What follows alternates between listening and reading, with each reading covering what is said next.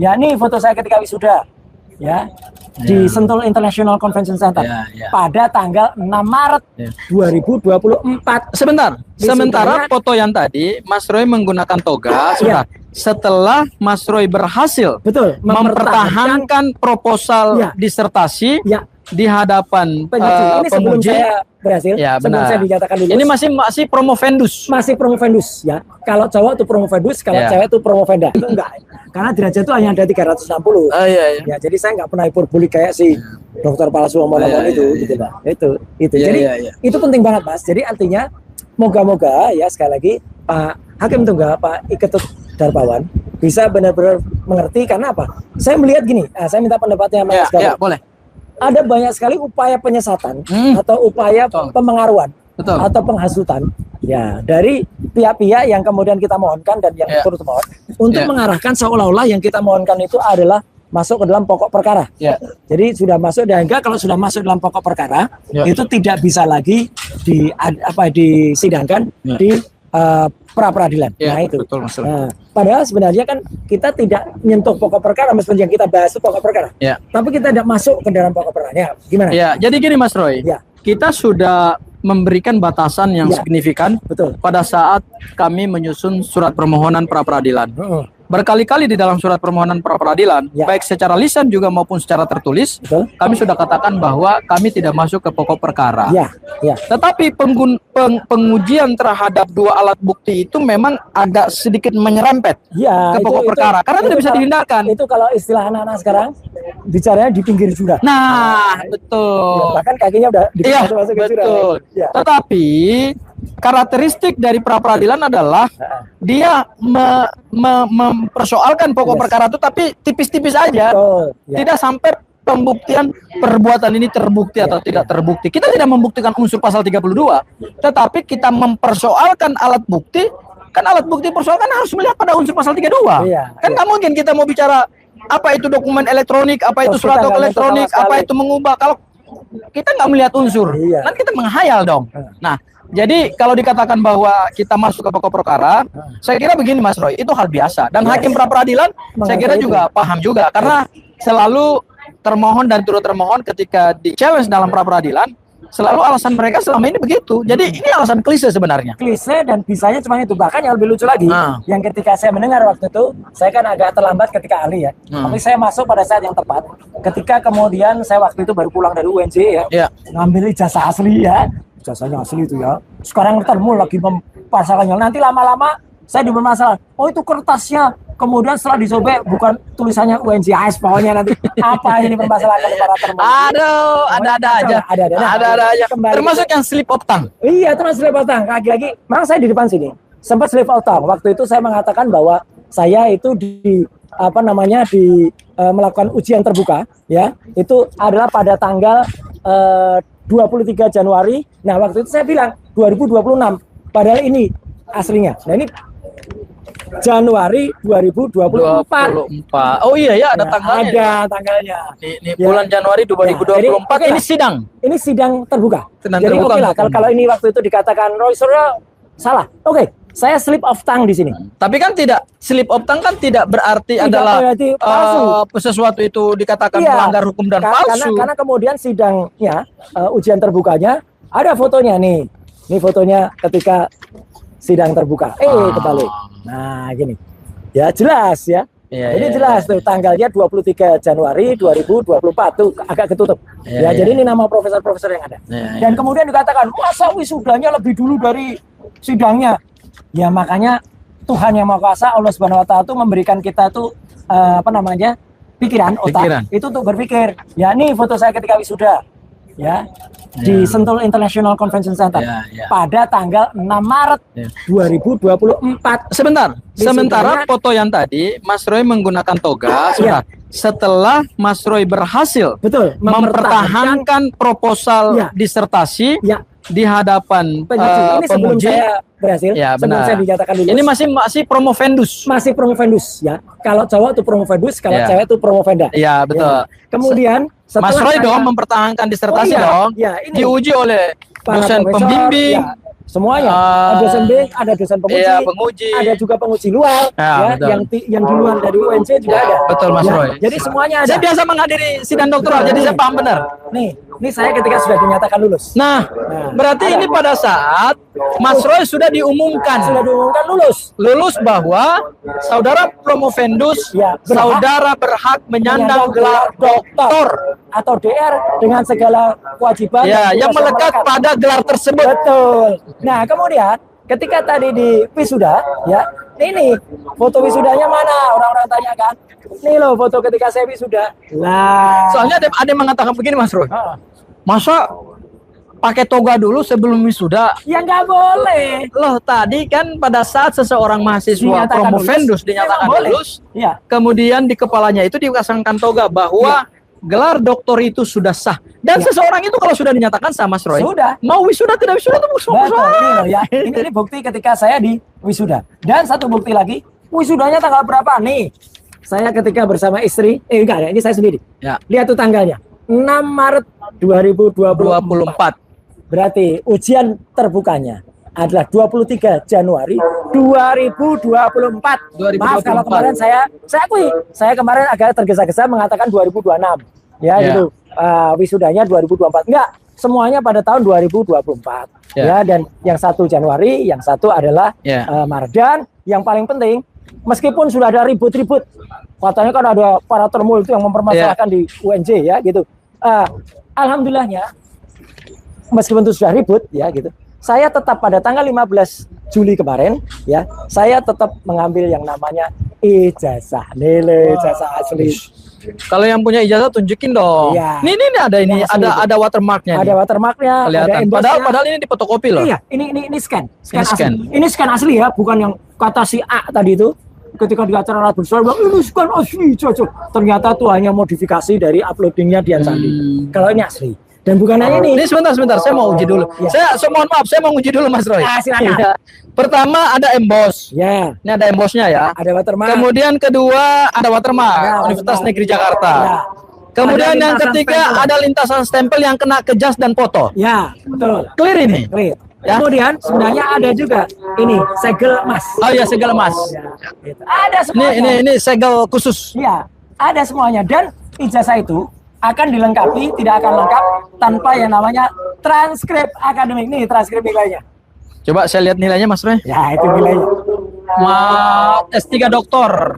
Kemudian IPK-nya 3,86. 3,86 ya. Gitu. B-nya cuma 1. Ada dua ya. B-nya 2. Jadi IP saya bukan di bawah 2. Kan ada yang IP-nya di bawah 2. Saya IP-nya 3,86. Dan ini asli dengan predikat sangat memuaskan. Nah, sebenarnya Mas Roy, kalau IPK 3,86 ini sebenarnya ini udah cum laude. Cuman mungkin biasanya kalau orang nggak cum laude, biasanya cum laude itu harus waktunya pas.